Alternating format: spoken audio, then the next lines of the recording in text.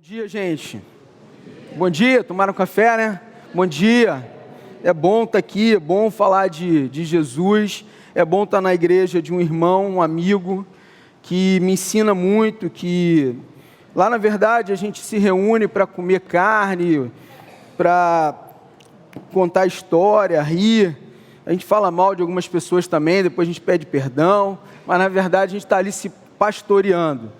Nós precisamos disso, todos nós precisamos de ter o nosso coração pastoreado, todos nós precisamos de alguém que em algum momento fale, cara, você está indo muito mal, você está pensando totalmente errado, ou você está indo muito bem, apesar dos seus temores. Eu acho que essa é a direção de Deus para a sua vida. A gente vai orar junto, a gente vai chorar junto, a gente vai se alegrar junto. Nós somos igreja, nós somos corpo, e isso faz diferença na minha vida, como eu sei que tem feito diferença na vida do Felipe, do Beto, do Neuber, do Diguinho, que está lá no Canadá agora. Pastores, gente como a gente, como todos que estão aqui, que aos pés da cruz estão no mesmo patamar, carentes e necessitados da graça, necessitados daquele fôlego que só vem do Espírito Santo, daquela alegria em meio à dor que só vem do Espírito Santo, da paz que excede a todo entendimento, que também é só fruto e obra do Espírito Santo. Então eu tenho muita alegria de estar aqui hoje, nesse lugar lindo. A Renata chegou e o pessoal estava ensaiando, falou, a acústica aqui é muito boa, Dodô. Ela canta, é musicista, enfim. Eu falei, tá bom, eu acho o lugar maneiro, né? Eu não entendo nada de música. Muitas vezes até está brincando com o telefone, com o microfone ligado, eu esqueço lá e canto junto com o pessoal, só vê o pessoal fazendo assim, aí o irmão que está na mesa já sabe que é para cortar o meu som. Eu gosto de cantar junto. Eu falo lá para a galera, a gente tem que vir para a igreja para cantar junto, música congregacional. Escutar coisa maneira, eu escuto na rádio, no Spotify, né, aquele trabalho, não que não tem que fazer bonito, com excelência como é feito aqui, mas eu gosto de ouvir a igreja. Dilon, lá tem uns caras com uma voz do Dilon, assim, aquela voz bonita, canta bem, mas eu gosto de te ouvir, mas eu quero ouvir a igreja cantando, eu quero cantar com a igreja, eu quero me emocionar com a igreja. Isso eu sei que é uma realidade aqui, eu vivi isso aqui nessa manhã. Bom ver a DW, Juliana aqui também, gente querida, Moisés, Suzana, muito bom, feliz de ver vocês aqui. E eu queria abrir com vocês para ler os primeiros versos da primeira carta de Paulo aos Tessalonicenses, capítulo 1, vamos ler do verso 1 ao verso 10. Como o reverendo Felipe falou, tem que chamar de reverendo, viu? Isso aí, como o reverendo Felipe falou, eu sou pastor da Igreja Plena Oceânica, uma igreja que teve o seu culto público há 4 anos. Nós estamos também comemorando nesse mês, no dia 26, nosso 4º ano da primeira reunião, que abrimos as portas e falamos, venham todos, né? Todos os loucos, todos os alucinados daquela região. A região oceânica é muito diferente do restante de Niterói, é uma região onde as pessoas moram em casa, gostam de receber, gostam de praia, gostam de uma certa informalidade, e a gente tem experimentado isso lá na igreja. A gente está muito feliz mesmo. Eu estava ali agora sentado, né, dando uma stalkeada lá nas câmeras da igreja, são 16 câmeras, eu vendo a igreja lá, o pessoal fazendo lá, né, celebrando, cultuando, o primo do DW pregando, o café, o João Marcos, nosso presbítero, e eu fico feliz de estar aqui, e ao mesmo tempo com o coração lá, não dá ainda, né, tudo tão recente, são muitas campanhas, muitos avisos, tanta coisa acontecendo, e a gente fica imerso nessa que é a igreja de Jesus. Eu vou ler essa Bíblia aqui, eu ganhei essa Bíblia de uma galera que planta igreja em lugares difíceis, lá do sertão, e é de couro de cabra, e eu estou tirando onda por onde eu vou com essa Bíblia, que poucos têm, eu acho que quase ninguém tem, então vou ler na minha Bíblia, de couro de cabra sertaneja, que os irmãos me presentearam. E você pode acompanhar o texto na mesma versão aqui, dessa carta maravilhosa, que fala de igreja, fala das marcas da igreja, de Jesus, uma igreja tão nova, tão recente, e tão saudável. E nesses primeiros versos, Paulo testifica acerca disso. Ele fala da maturidade dessa igreja. e de como ela é a igreja de Jesus. Diz assim, primeiro verso: Paulo, Silvano e Timóteo, a igreja dos Tessalonicenses, em Deus Pai e no Senhor Jesus Cristo. A vocês, graça e paz da parte de Deus e de nosso Senhor Jesus Cristo. Sempre damos graças a Deus por todos vocês, mencionando-os em nossas orações. Lembramos continuamente, diante de nosso Deus e Pai, o que vocês têm demonstrado, o trabalho que resulta da fé, o esforço motivado pelo amor e a perseverança proveniente da esperança em nosso Senhor Jesus Cristo. Sabemos, irmãos, amados de Deus, que Ele os escolheu, porque o nosso Evangelho não chegou a vocês somente em palavra, mas também em poder, no Espírito Santo e em plena convicção. Vocês sabem como procedemos entre vocês em seu favor.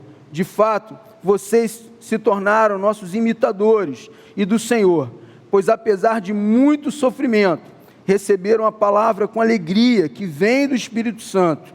Assim, tornaram-se modelo para todos os crentes que estão na Macedônia e na Acaia, porque partindo de vocês, propagou-se a mensagem do Senhor na Macedônia e na Acaia.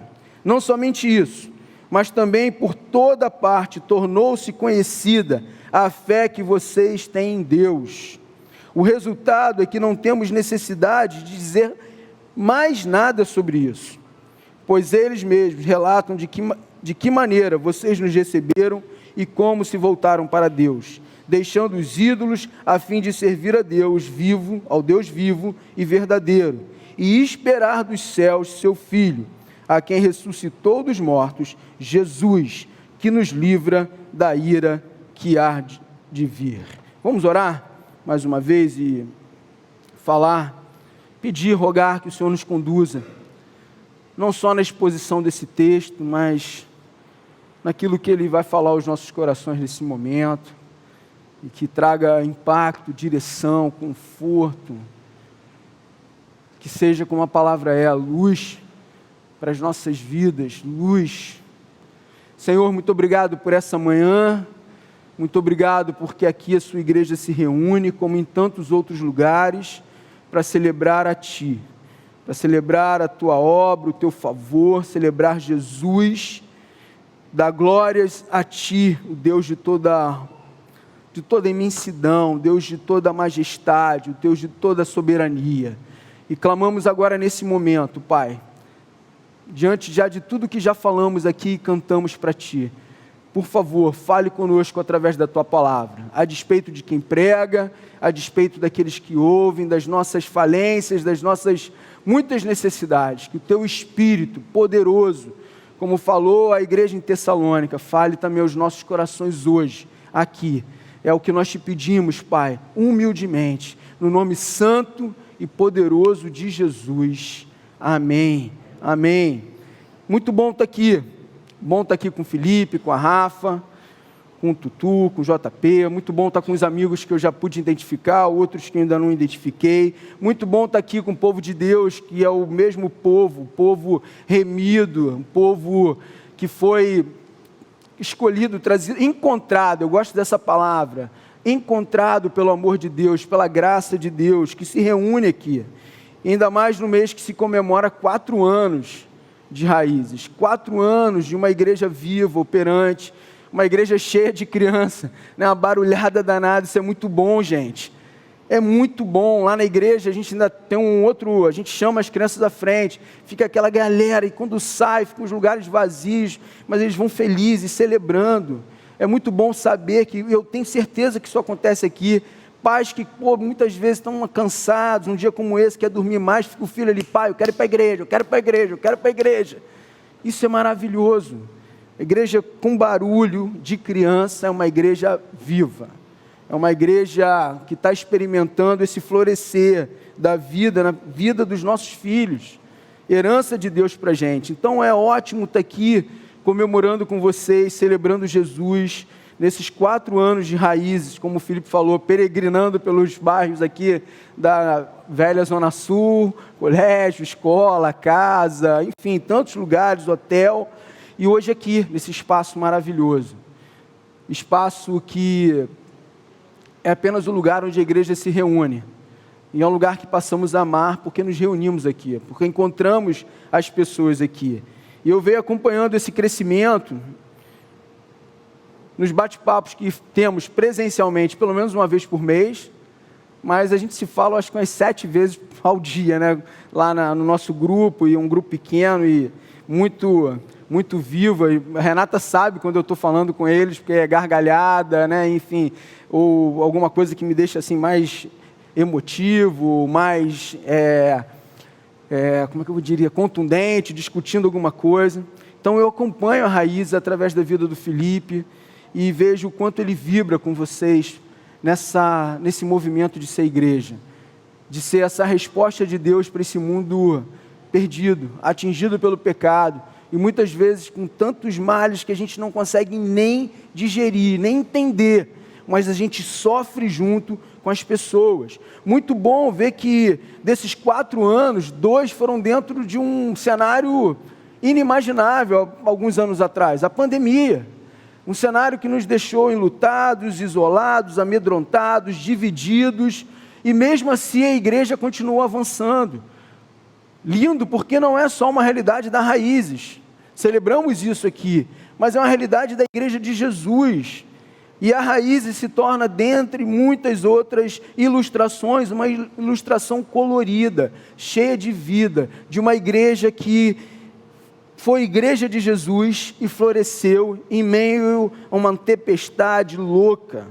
E isso só se deu, tudo porque, e somente porque, a igreja é de Jesus. A igreja é de Jesus. Eu quero lembrar algo que me aconteceu logo no início da pandemia. Eu tenho um amigo que é um missionário, Mário Freitas, ele foi fundador daquela Missão Mais, hoje ele está numa missão internacional, ele trabalha com a igreja sofredora, e ele mesmo brinca, ele não trabalha com a igreja composta de botafoguenses, não, é algo mais amplo, né? E o Mário, ele trabalha agora no mundo todo com essa igreja que sofre e é perseguida, e ele estava no Brasil, e ficou preso no Brasil por conta da pandemia, logo no início, e ele, com muitos contatos, ele nos chamou, alguns pastores amigos, para passar por uma mentoria online, com grandes pastores, missionários, gente de todo o Brasil, que estava experimentando cenários diferentes, são muitos Brasis. Né? Eu tenho assim, uma convicção, e eu respeito qualquer outra convicção que fale sobre isso também, nós vivemos a mesma tempestade, mas em barcos diferentes.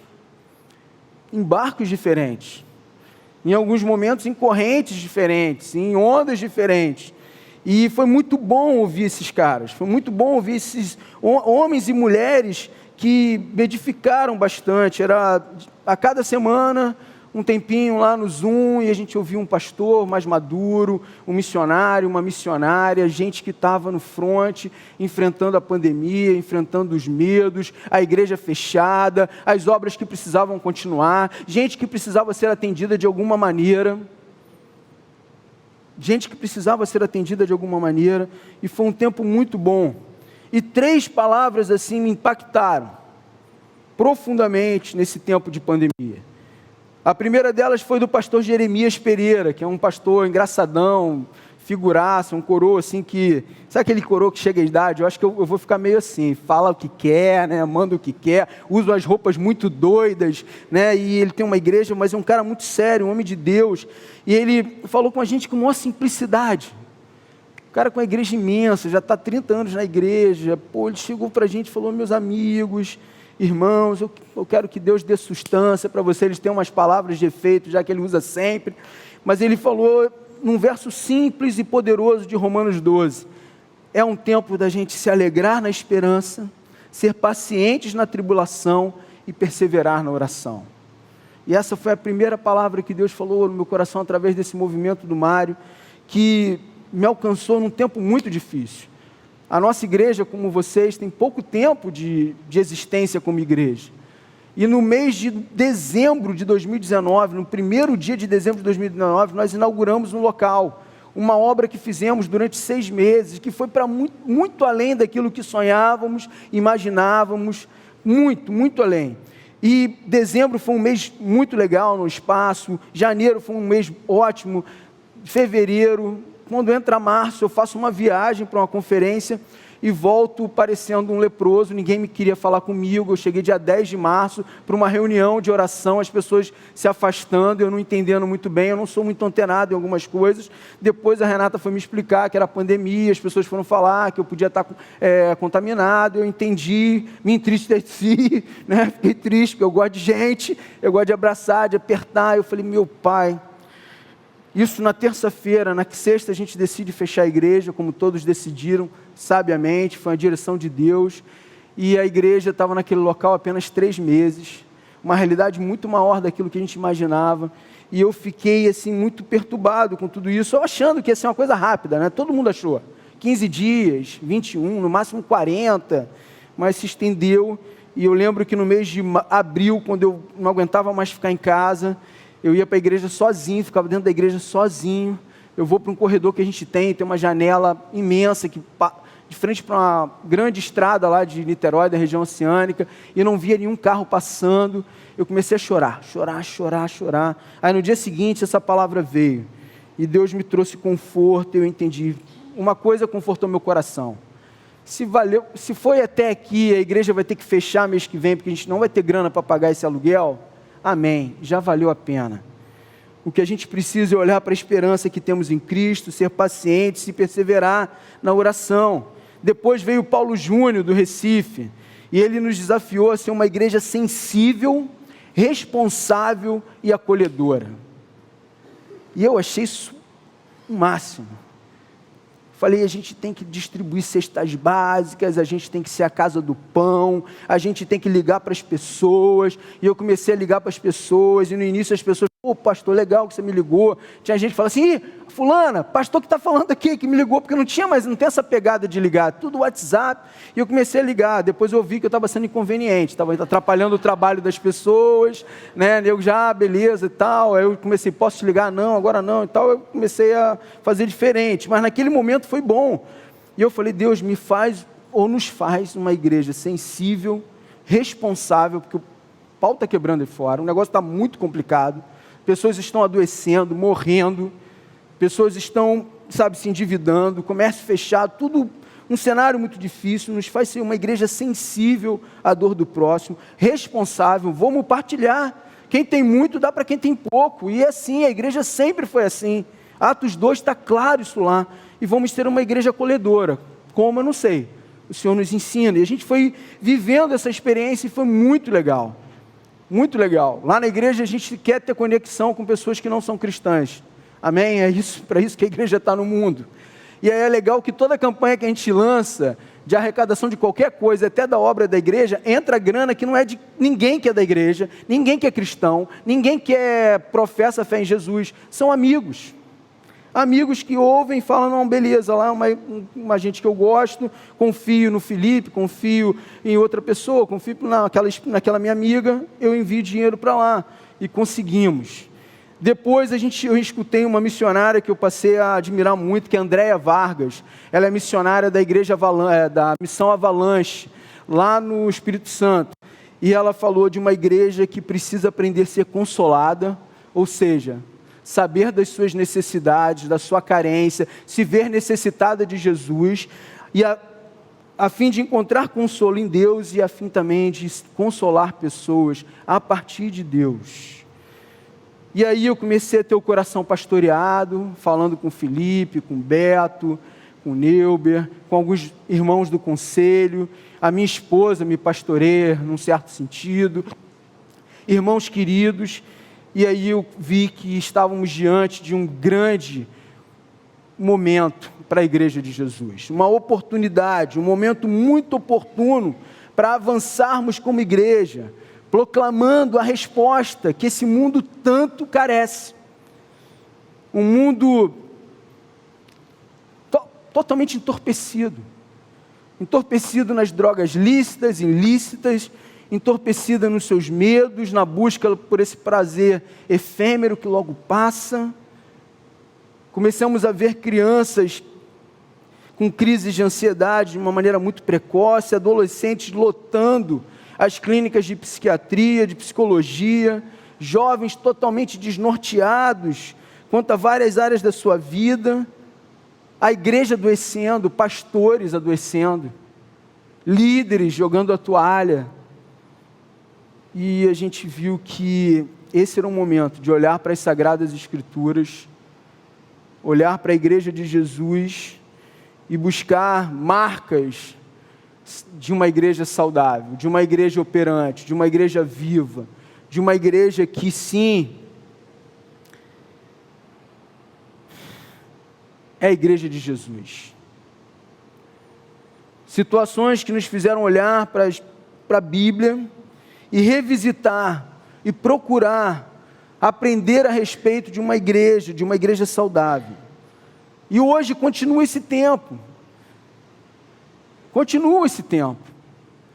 Eu acho que sempre esse tempo foi um tempo real para a igreja, com outros desafios, com outras demandas, com uma sociedade pensando diferente, com outros pensamentos vindo de encontro, e não ao encontro, mas de encontro com a fé cristã.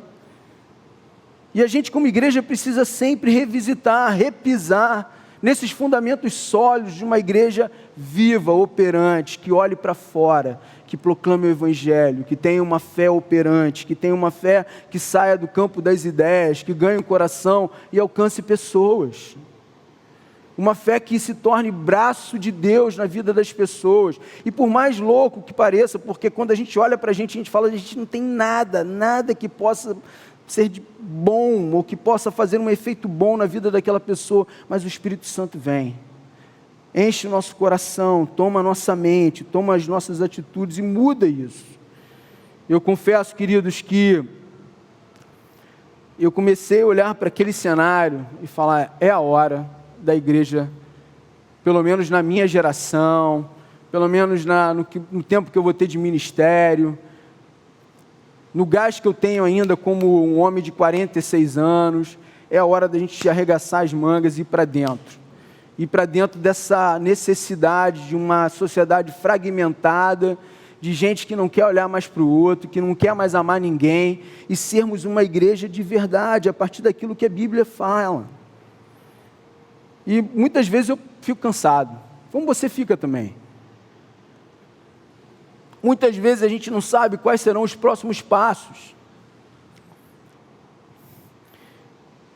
Mas o grande lance nisso tudo é continuar crendo que Jesus nos concedeu esse privilégio.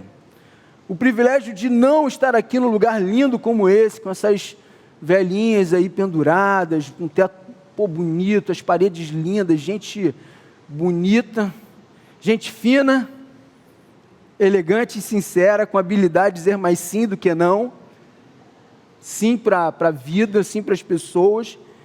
É muito bom, mas isso tudo tem que ir para fora, isso tudo tem que alcançar vidas. E eu fico muito feliz de estar numa igreja em que eu vejo esse movimento acontecer. Vindo hoje com a Renata, eu sou de Niterói, curto muito o Rio, sempre amei trabalhar no Rio, passear pelo Rio, estar no Rio. O Rio é lindo, né? Espetacular. E a gente foi passando por algumas igrejas históricas, com prédios históricos lindos, mas muitas vezes com assim, um movimento tão ainda tímido, diante de uma sociedade que precisa tanto de ouvir essa mensagem. Confesso que eu creio que estamos mais fortes, mais conectados, mais amadurecidos e mais missionais, a partir desse momento que foi e continua sendo, em alguma medida, a pandemia. Por isso eu vejo a gente com uma grande oportunidade de aprender com a igreja em Tessalônica, que foi uma igreja gerada no útero do sofrimento, que nasceu no berço da perseguição e floresceu num ambiente de profunda hostilidade. E são nesses ambientes que a igreja floresce, porque a gente para de achar que é a nossa força, o nosso intelecto, o nosso discurso, a nossa retórica, e vê Jesus, vê o milagre, de abrir a boca e ver gente se convertendo, entendendo essa fé linda e maravilhosa. E é interessante que essa igreja, que nasceu nesse cenário totalmente difícil, complexo, desafiador, nasce por direção do Espírito Santo. Paulo não queria ir para a Macedônia.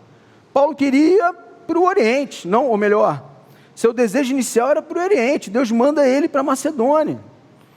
Deus abre as portas em Tessalônica e em apenas 3 semanas cresce uma igreja saudável. Paulo dá aqui na carta o testemunho da saúde dessa igreja, de como essa igreja vivia. Ele entendia que a igreja era um povo, e eu acho legal, porque Paulo aqui não se dirige à igreja em Tessalônica, ele se dirige à igreja dos Tessalonicenses.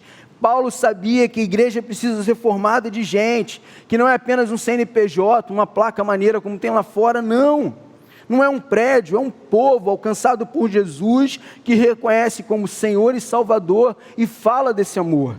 Ele não se dirigiu a grupo de líderes, não, ele se dirigiu a uma igreja estabelecida em Deus, porque ele tinha certeza também, que se a igreja não fosse de Deus, poderia ser apenas um clube, uma placa, uma denominação que se diz cristã, mas que não tem nada a ver com Cristo. E é louco como a gente vê tanta igreja descristianizada nos nossos dias. Recentemente eu preguei numa igreja que o pastor que está fazendo um outro movimento lá na igreja falou: Dudu, muito obrigado, preguei sobre milagre. E na verdade eu fui falar para eles que Jesus cura o paralítico, o cego, o surdo, o mudo, o coxo, cura tudo isso, mas a maior cura se dá na cruz. O que ele venceu de verdade foi o pecado e a morte. E ele falou: cara, aqui nessa igreja as pessoas têm dificuldade, olha que loucura, de falar de Jesus. E criam milhões de teses e milhões de argumentos, seguem muita gente, vários ventos, para falar sobre a Bíblia, mas não falam sobre Jesus. E aí Paulo escreve, e eu quero destacar essa igreja como algo que sirva hoje de espelho para nós, não para raízes, no ponto de vista apenas coletivo, corpo, família na fé, igreja de Jesus, mas para a minha vida e para a sua vida. Eu quero destacar 4 marcas de uma igreja saudável. Desculpa, são 7. E eu vou ser breve, Felipe, fica tranquilo. A primeira marca é essa fé operante, que a gente vê lá no verso 3. Porque salvação nos conduz a agir. Não dá apenas para entender.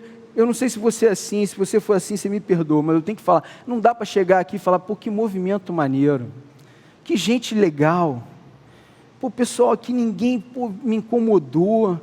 Sabe, igreja é muito mais do que isso, gente. Igreja é colocar tudo que a gente entende aqui, o Espírito Santo fala, na prática, no campo da vida, no chão da existência, lá no nosso trabalho amanhã, na nossa escola, no nosso condomínio, chegar agora em casa e o ar-condicionado do vizinho está pingando em cima do seu, você lá falar com o maior amor para ele, que ele tem que consertar aquele ar-condicionado, o cara que parou na tua vaga da garagem.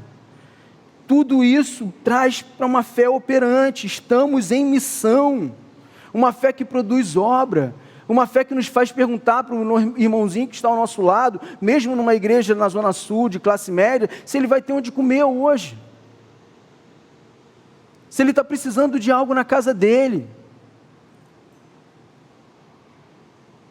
Crer em Jesus nos faz operante. Tiago fala, fé sem obras é uma fé morta.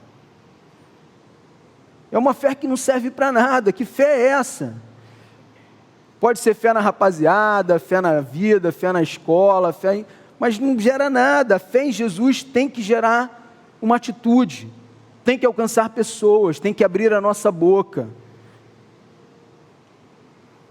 A nossa fé não é uma fé de obras da lei para que a gente ganhe favor em Deus, não. Graça nos diz, Deus já fez por nós, independente daquilo que fazemos, mas é uma fé de resposta. E aí não dá para ver tanta miséria, tanta gente necessitada nas várias áreas da vida. Não falo só de vulnerabilidade material, falo também de vulnerabilidade emocional. A gente tem que parar para ouvir os loucos. A gente tem que dar atenção para aqueles que a gente chama de a voz do Brasil. Já viu esse apelido? O cara que ninguém quer ouvir. A gente tinha um cara numa igreja lá atrás, na igreja da Renata, não era na minha igreja não. Eu ia namorar a Renata e ia na igreja dela.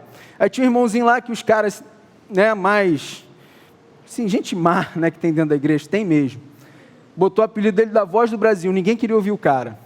A gente tem que parar e amar esses caras. Isso é fé operante. Significa pensar o Evangelho, ter a mente e a vontade alinhada com a fé, com a proclamação, influenciando as nossas vidas e alcançando outras vidas. A segunda marca, um amor que produz um serviço intenso. Está ali junto. Essas duas marcas estão no verso 3. Algo muito prático. Porque a palavra usada aqui, no grego, é kopos, que diz abnegação. É um trabalho exaustivo. Ser crente não é mole, não. Servir na igreja não é pouca coisa, não. É maravilhoso, é algo assim que nos dá um senso de privilégio, mas é difícil. Quantas e quantas vezes eu fui para a igreja, antes como apenas um cara que ajudava a servir umas coisas mais simples, o que é muito importante dentro da igreja, eu me sentia assim, uau, estou aqui servindo, nunca ninguém deixou fazer nada para ninguém, estou aqui servindo, isso é muito bom. Depois, como alguém que já era líder de jovens, depois como pastor, mas várias vezes eu tive vontade de ficar em casa. Eu queria ir para a praia.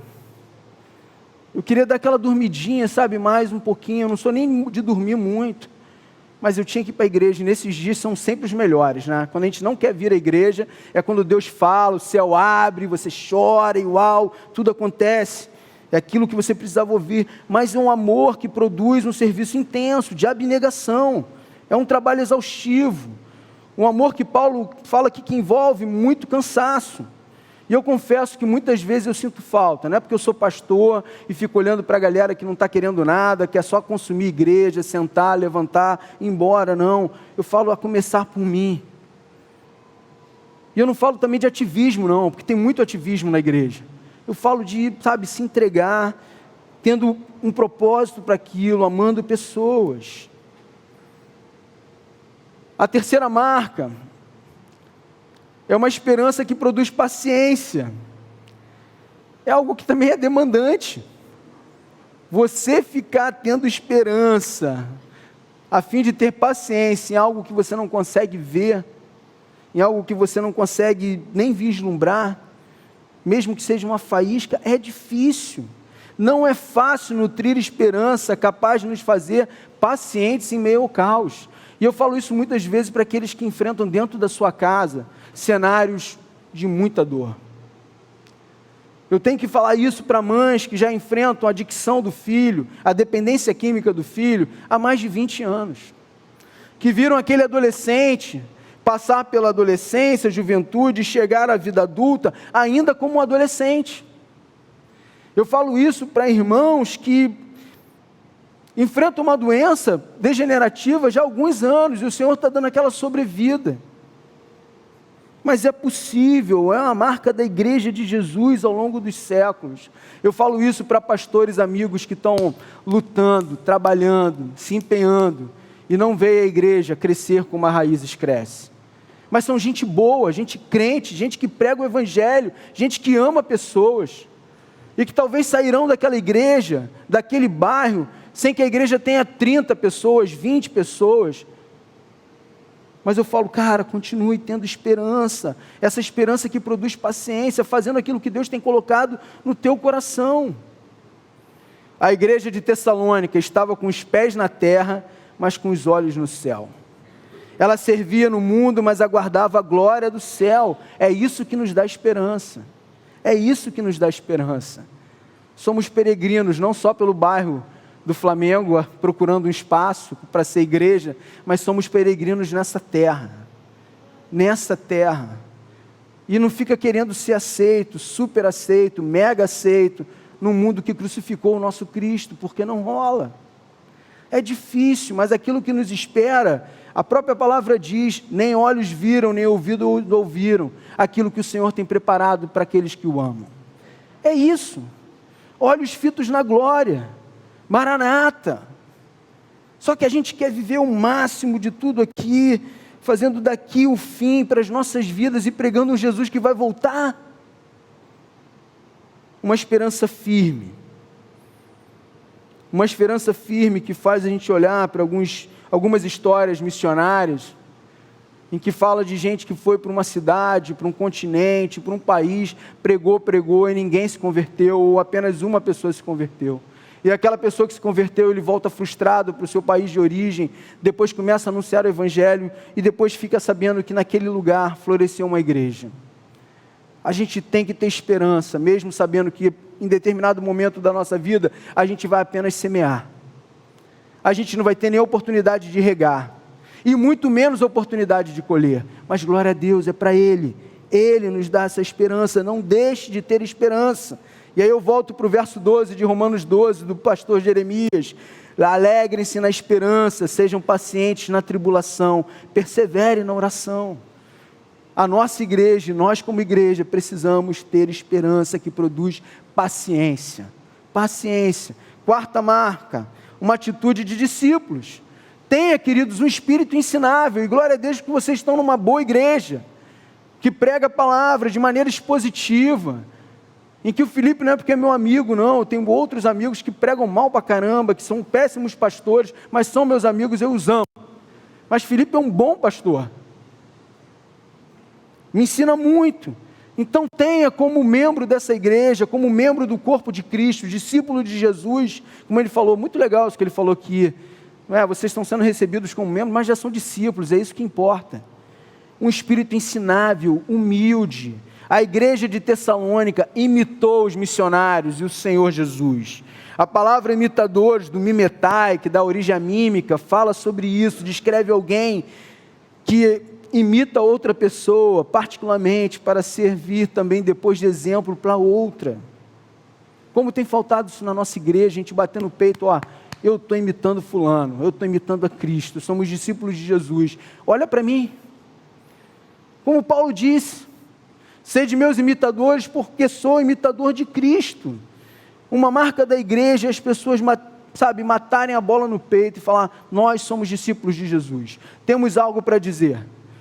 O nosso casamento, a maneira como lidamos com os empregados, a maneira como lidamos com os nossos superiores, a maneira como lidamos com os nossos amigos, pessoas que cruzam a história da nossa vida, também deve ser imitada, porque tudo isso tem sido feito a partir de Cristo.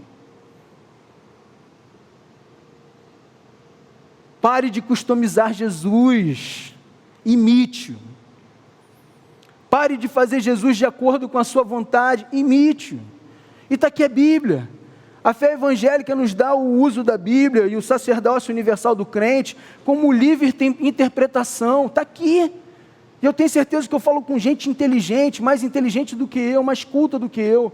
Deus me deu o desafio de ser pastor numa igreja que pelo menos umas 15 pessoas lá sabem mais Bíblia do que eu. Mas sabe assim,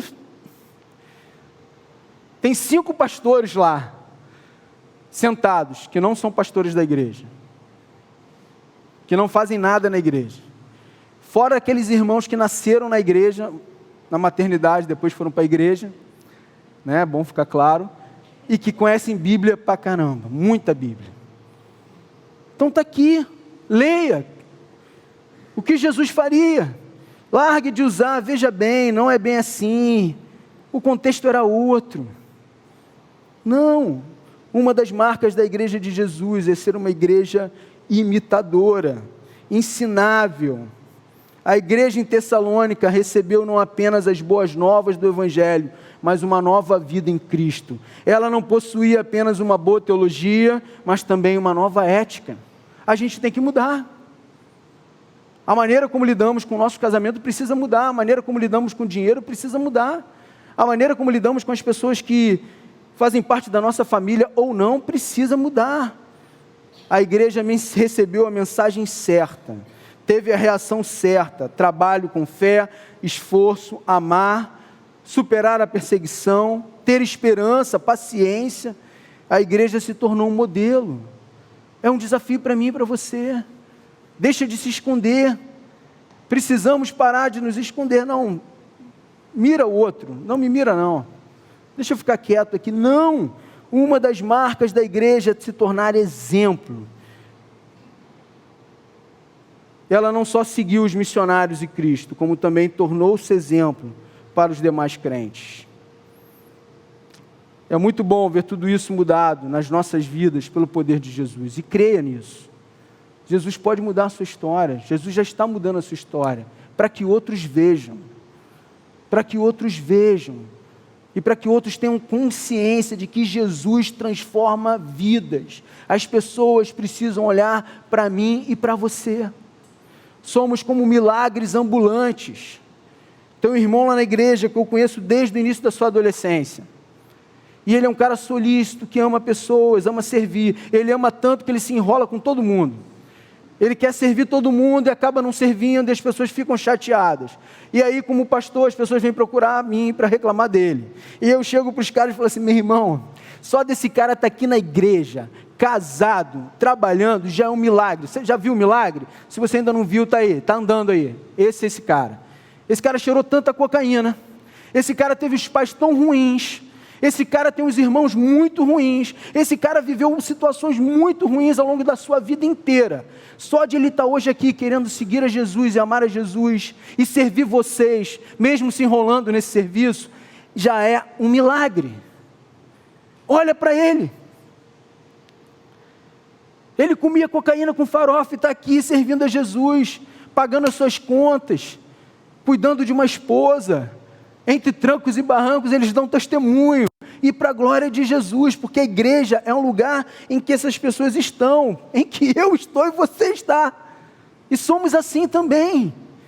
Então as pessoas precisam aprender a olhar para a gente e ver Jesus, mesmo nas nossas muitas falhas, Jesus nos transformando. Quinta marca, Felipe nunca mais me chama para pregar aqui, ser uma igreja proclamadora. Paulo falou isso aqui deles, eles não foram apenas receptores, eles foram transmissores da mensagem. A vida e o exemplo da igreja de Tessalônica ecoaram, repercutiu, não apenas nas províncias da Macedônia e Acaia, mas também ultrapassou aquelas fronteiras. Isso é muito legal. Quem tem ouvido de Jesus a partir de você? Quem tem ouvido de Jesus a partir de mim? A palavra do Senhor ecoou e alcançou muitos corações. Os próprios cristãos tessalonicenses foram uma espécie de uma caixa acústica, por meio do qual espalharam o evangelho pelas áreas ao redor da cidade, ao redor da igreja. Seja assim.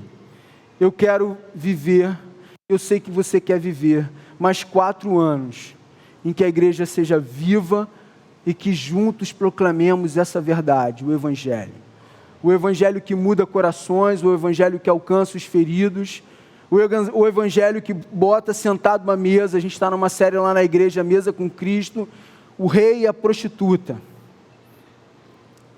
o comerciante, o ladrão, quem seja, tudo pela graça de Jesus, a mesa de Cristo, isso a partir de uma igreja que proclame. Paulo chega a dizer, o resultado é que não temos a necessidade de dizer mais nada sobre isso, ou seja, essa galera está ouvindo de vocês. Eu chego aqui em Tessalônica e não preciso falar mais nada sobre Jesus, é chover no molhado, porque vocês já estão fazendo, vocês já estão falando, vocês já estão proclamando. Eu quero vir aqui um domingo depois, no Flamengo, e dizer, poxa, não preciso falar mais de Jesus para ninguém, para esses loucos que estão na rua. Felipe, Rafa e toda a galera está aqui, já fala. A Raiz está com o megafone aqui para o lado de fora, metaforicamente falando, tá, gente? Eu fui de uma igreja que no início a igreja era tão pequena, plena em Caraí, que eu teve a ideia louca de botar um alto-falante na rua. Que loucura. Aí porque uma pessoa falou que gostava de ouvir, incomodava todos os outros vizinhos, né? Louco demais, a gente vai aprendendo.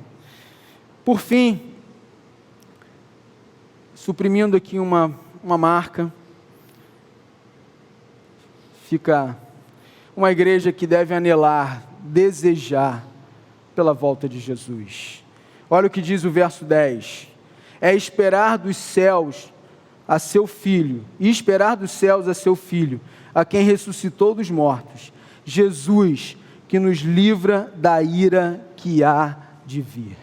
Uma igreja que sabe que foi alcançada pela graça e que tem um encontro com Jesus, e esse encontro só é possível de maneira satisfatória, de maneira que seja glorificação e não condenação, porque Ele, Jesus, na cruz, onde encontramos amor e graça ao mesmo tempo, nos livrou da ira que está por vir. A igreja precisa proclamar isso. Existe um Deus que não tem pacto, não tem aliança com o pecado. E para que nos encontremos com esse Deus, para que tenhamos acesso a esse Deus, para que o véu rasgando de cima a baixo seja uma realidade nas nossas vidas, é necessária a obra de Cristo. É necessário o justo morrer no lugar dos injustos. É necessário reconhecermos isso, nos vermos encontrados por essa graça, porque senão lá na frente, quando tudo chegar a um determinado momento em que Jesus volta, estaremos diante de duas situações: glorificação e condenação. A igreja de Jesus tem a marca de entender, de ter consciência viva e gratidão por isso, que estará diante da glorificação, de entrar na presença daquele que é o nosso amado, aquele pelo qual o nosso coração anela, tem anseio, tem desejo, e não viver uma condenação eterna. Mas precisamos abrir a nossa boca também para proclamar essa verdade, de que se temos a esperança da volta de Cristo, que ressuscitou dos mortos, e pregamos isso, se temos a esperança que estaremos diante dele, não mais como condenados, mas com as suas vestes de justos, muitos não têm, e muitos devem ouvir essa mensagem. Uma igreja que sabe da sua condição de peregrina, que pertence não a esse lugar, mas a um lugar que não haverá mais dor, sofrimento, fome e guerra, aguardando e anelando esse grande dia, que nos faz encontrar a verdade da cruz sendo cada vez mais viva, de amor com graça e de justiça, porque Ele pagou o preço. Jesus pagou o preço, o sangue foi derramado. Vamos viver isso hoje aqui, vamos celebrar isso hoje aqui, vamos trazer à memória isso hoje aqui, vamos proclamar isso aqui hoje através da ceia, que possamos dizer: Maranata, vem Jesus. O que eu quero dizer para você é que quando a gente fala acerca de marcas de uma igreja, não falamos apenas no sentido de coletivo, de gente que se reúne em determinado lugar que tem uma placa X e ali a gente encontra as marcas da igreja saudável. Falamos das marcas que alcançam a nossa vida. Nós somos a igreja. Quando falamos da marca da igreja, também falamos de algo que precisa ganhar um campo, uma centralidade na nossa vida. Certa vez eu falei essa frase, eu não lembro onde que eu li, que diz: por que,